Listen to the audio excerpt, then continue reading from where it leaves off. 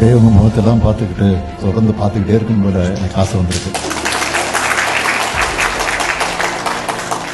இப்படிதான் ஒரு முறை எங்களை எல்லாம் ஆளாக்கிய நம்முடைய ஒப்பற்ற தலைவர் பேரறிஞர் பெருந்தகை அறிஞர் அண்ணா அவர்கள் ஒரு கூட்டத்தில் பேசுகிற போது சொன்னார். அதில் குறிப்பாக மலேசியா, சிங்கப்பூர் போன்ற நாடுகளுக்கு சென்ற போது இதை குறிப்பிட்டு சொல்லியிருக்கிறார். 2 நிமிஷம் பேசாமல் இருந்திருக்கிறார். எல்லாருக்கும் கொஞ்சம் வேப்பாகி போயிடுச்சு. என்ன உடம்பு சரியில்லையா, தொண்டைகள் சரியில்லையா அப்படின்னு. அதுக்கப்புறம் பேச ஆரம்பிச்சிருக்கிறார். அந்த உணர்வு தான் எனக்கு இப்போ ஏற்பட்டிருக்கு. முதல்ல எல்லாருக்கும் ஒரு அன்பான வணக்கம். எல்லாம் நல்லா இருக்கீங்களா? ஜெர்மனியில் நடைபெறக்கூடிய இந்த மாபெரும் தமிழ் கனவு நிகழ்வில் பங்கேற்றிருக்கக்கூடிய மாண்புமிகு தொழில்துறை அமைச்சர் அருமை தம்பி டிஆர்பி ராஜா அவர்களே, ஜெர்மனிக்கான இந்திய தூதரகத்திலிருந்து வந்திருக்கக்கூடிய மதிப்பிற்குரிய திரு அபிஷேக் துவே உள்ளிட்ட தூதரக அதிகாரிகளே, அரசு செயலாளர்கள் அருண்ராஜ் ஐஏஎஸ் அவர்களே, தாரேஸ் அகமது ஐஏஎஸ் அவர்களே, இந்த நிகழ்வை சிறப்பாக ஒருங்கிணைத்திருக்கக்கூடிய வெளிநாடு வாழ் இந்திய தமிழ் சங்கத்தினுடைய நிர்வாகிகளே, ஜெர்மனி மட்டுமல்ல பல்வேறு ஐரோப்பிய நாட்டிலிருந்து வருகை தந்திருக்கக்கூடிய தமிழ் உடன்பிறப்புகளே,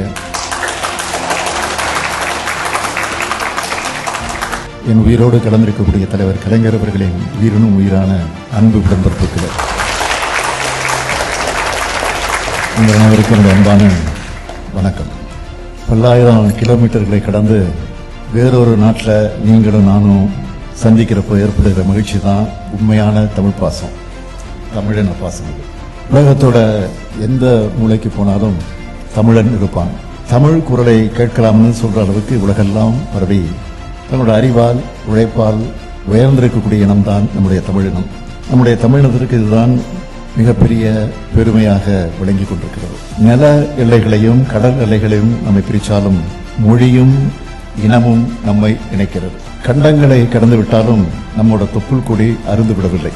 பேரறிஞர் அண்ணா தான் சொல்வார், ஒரு தாய் வயிறு தாங்காது என்ற காரணத்தால் தனித்தனி தாய் வயிற்றிலே பிறந்த உடன்பிறப்புகள் நாம் என்று சொல்வார். அப்படி உடன்பிறப்புகளாக தமிழர்களான நாம் இணைந்திருக்கிறோம். ஜெர்மனி நாட்டில் உங்க எல்லாரையும் அது உங்க ஒவ்வொருத்தரையும் சந்திக்கிறப்போ மகிழ்ச்சி.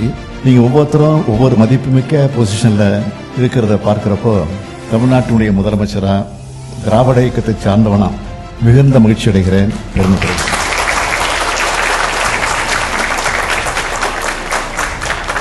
நம்ம திராவிட மாடல் ஆட்சி தமிழ்நாட்டில் அமைஞ்ச பிறகு தமிழ்நாடு எல்லா வகையிலும் இன்றைக்கு முன்னேறிட்டு இருக்கு. குறிப்பா தொழில் வளர்ச்சியில ரொம்ப வேகமா வளர்ந்துட்டு இருக்கிறோம். நம்முடைய தமிழ்நாட்டு வளர்ச்சியை பற்றி நீங்கள்லாம் செய்தித்தாள படிச்சிருப்பீங்க, சோசியல் மீடியாக்களையும் பார்த்திருப்பீங்க. அதாவது அங்க இருக்கக்கூடிய உங்களுடைய உறவினர்கள், நண்பர்கள் மூலமா கேள்விப்பட்டிருப்பீங்க.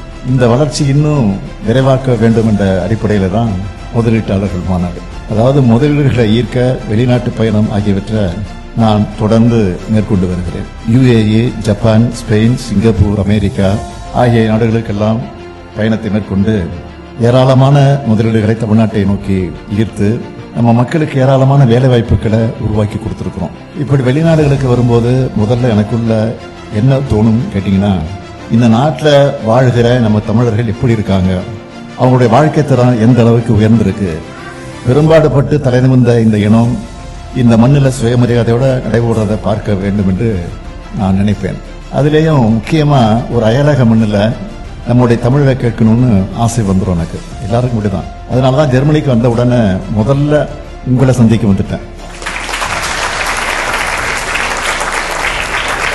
இப்போ உங்களுடைய ஆரவாரத்தை கேட்கிறப்போ, மகிழ்ச்சியை பார்க்கிறப்போ நொடியில தமிழ்நாட்டுக்கு டிராவல் பண்ண உணர்வு ஏற்படுச்சு. மனிதன் எங்கே போனாலும் அவனுடைய வேறு இருக்கிற தாய் நிலத்தை மறக்க மாட்டான். அப்படித்தான் உங்களுடைய நினைப்பும் எப்பவும் தமிழ்நாட்டு மேலேயே இருக்கும். தமிழ் நிலத்துல தமிழ்நாட்டில் இருக்கிற நாங்களும் உங்களை அன்போடு பார்த்துக்கிட்டு இருக்கிறோம். அதனாலதான் நம்ம திராவிட மாடல் அரசுல அயலக தமிழர்களுடைய நல்வாழ்வுக்காக ஏராளமான திட்டங்களை செயல்படுத்திக்கிட்டு இருக்கோம். இந்த ஆண்டு மட்டும் இந்த விழாவுக்கு எத்தனை நாடுகள் இருந்து நம்ம தமிழர்கள் சென்னைக்கு வந்திருக்காங்க தெரியுமா? 62 நாடுகள் இருந்து வந்தாங்க. சொந்த மண்ணில் கால் வச்சப்போ அவங்க நடந்த மகிழ்ச்சியை பார்த்து அதை நான் ரசிச்சேன், புலங்காயுதம் அடைந்தேன், பூரிப்படைஞ்சேன். அடுத்து அயலக தமிழர் நல வாரியம், அயலக தமிழர்களுக்கான டோல் ஃப்ரீ ஹெல்ப்லைன், அதே போன்று புலம்பெயர் தமிழ் அமைப்புகளுக்கு சுழல் நிதி, தமிழ்நாட்டுக்கு வெளியே வாழ்கிற தமிழர்களுக்கென்று இன்சூரன்ஸ், இப்படி ஏராளமான திட்டங்களை செஞ்சுட்டு இருக்கோம். அது மட்டுமல்ல, வெளிநாடுகளுக்கு வேலைக்கு சென்று எதிர்பாராத விதமா உயிரிழக்கக்கூடிய நேரத்தில் அந்த குடும்பத்துக்கு நிதி உதவியும் பென்ஷனும் வழங்குகிறோம். இப்படி பார்த்து பார்த்து செஞ்சு தர்றதோட வெளிநாடு வாழ் தமிழர்களுக்கு ஒரு பிரச்சனைனா ஓடோடி வந்து உதவுறோம். இதுக்கு சில எடுத்துக்காட்டுகளை நான் சொல்ல விரும்புகிறேன். உக்ரைன் நாட்டிலிருந்து 1524 மாணவர்கள், சூடான்ல இருந்து 253 பேர், இஸ்ரேல இருந்து 123 பேர், வங்கதேசத்திலிருந்து 220 பேர், கம்போடியா, தாய்லாந்து, மியான்மர் ஆகிய நாடுகளிலிருந்து 119 பேரை மீட்டு வந்திருக்கிறோம். அது மட்டுமல்ல, இன்னும் சில நிகழ்ச்சியான சம்பவங்களையும் உங்ககிட்ட நான் பகிர்ந்துக்க விரும்புகிறேன். காஞ்சிபுரத்தை சேர்ந்த மனோஜ் என்பவர் அமெரிக்காவிலிருந்து சென்னை வரும்போது அவருடைய குழந்தையின் பெயர் சந்தியா. சந்தியாவுக்கு நடுவானில் கடுமையான உடல்நலக்குறைவு ஏற்பட்டுச்சு. உடனே பிளைட்டை இஸ்தான்புல்ல லேண்ட் பண்ணிட்டாங்க.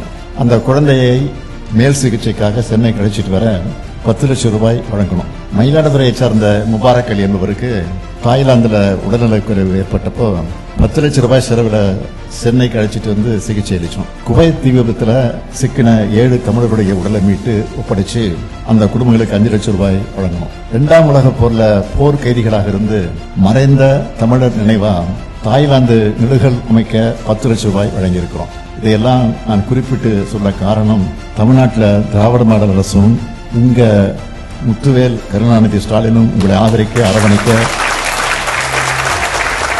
எப்பவும் எந்த நேரத்திலும் எந்த சூழ்நிலையிலும் இருப்போம். அதை சொல்லத்தான் இங்கே குறிப்பிட்டு சொன்னேன்.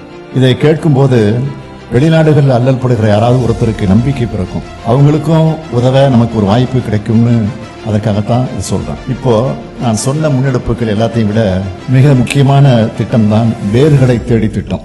வெளிநாடுகளிலேயே செட்டிலாகிட்ட சிலர் மண்ணை விட்டு பிரிஞ்சு தூர தேசத்துக்கு வந்துட்டோம். இனி இந்த சொந்தம் அவ்வளவுதானா உங்களுக்குள்ள நிச்சயம் இது ஏற்பட்டிருக்கும். அப்படிப்பட்ட புலமைந்த தமிழர்களுடைய குழந்தைகளை, மாணவர்களை நம்ம தமிழ்நாட்டுக்கு அழைச்சிட்டு போய் நம்ம மரபோட வேர்களை அறிமுகம் செஞ்சுட்டு இருக்கோம். 2023ஆம் ஆண்டு தொடங்கப்பட்ட இந்த திட்டத்தில் இதுவரைக்கும் 15 நாடுகளிலிருந்து 292 பேர் தமிழ்நாட்டுக்கு வந்திருக்காங்க. சில தலைமுறைகளா விட்டு போன சொந்தங்களை தேடி கண்டுபிடிச்சு உருகி இருக்காங்க.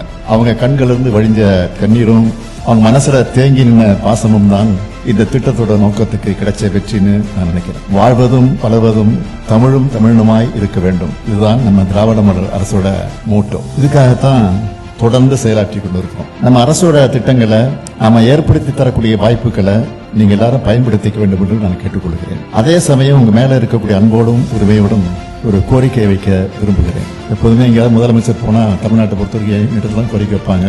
ஆனா நான் முதலமைச்சரா வந்து உங்களிடத்தில் இப்போ கோரிக்கைக்கு வந்திருக்கிறேன். ஒன்றும் பயப்பட வேண்டிய அவசியம் இல்லை. உலக நாடுகளை, குறிப்பா வளர்ச்சியடைந்த நாடுகள் எப்படி இருக்குன்னு பாக்குறவங்க நீங்க, இது மாதிரி நம்ம தமிழ்நாடும் வளர வேண்டும். நான் நினைக்கிற மாதிரி தான் நீங்களும் நிச்சயமா நினைப்பீங்க, என்னை விட அதிகமா நினைப்பீங்க. எனவே உங்களால முடிஞ்ச உதவிகளை தொடர்ந்து உங்க தாய் மண்ணுக்கு நீங்க செய்யணும், செய்வீங்க, செஞ்சுக்கிட்டு இருக்கிறீங்க. நீங்க சின்னதா பிசினஸ் செஞ்சுட்டு இருந்தாலும் உங்க தொழிலை தமிழ்நாட்டிலிருந்து தொடங்க முயற்சி பண்ண வேண்டும். பெரிய பெரிய நிறுவனங்கள்ல நீங்க வேலை செய்யறீங்கன்னா உங்க நிறுவனத்துல நம்ம தமிழ்நாட்டில் நிறைஞ்சிருக்கக்கூடிய வாய்ப்புகளை பத்தி எடுத்து சொல்லி நம்ம தமிழ்நாட்டில் இன்வெஸ்ட்மெண்ட் பண்ண மோட்டிவேட் பண்ணுங்க. உங்க சொந்த கிராமங்களை கவனிச்சுக்குங்க.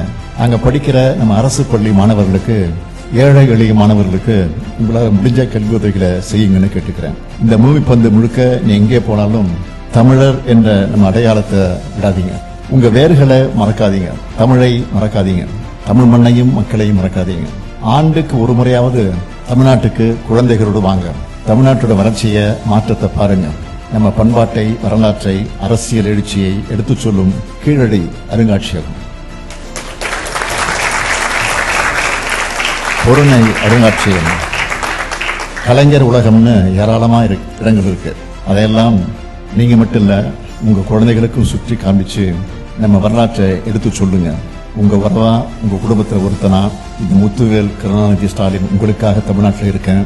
குடும்பத்தோடு இங்கே வந்து இந்த மறக்க முடியாத வரவேற்பு கொடுத்திருக்கக்கூடிய உங்களுக்கெல்லாம் நன்றி, நன்றி, நன்றி. விடைபெறுகிறேன்.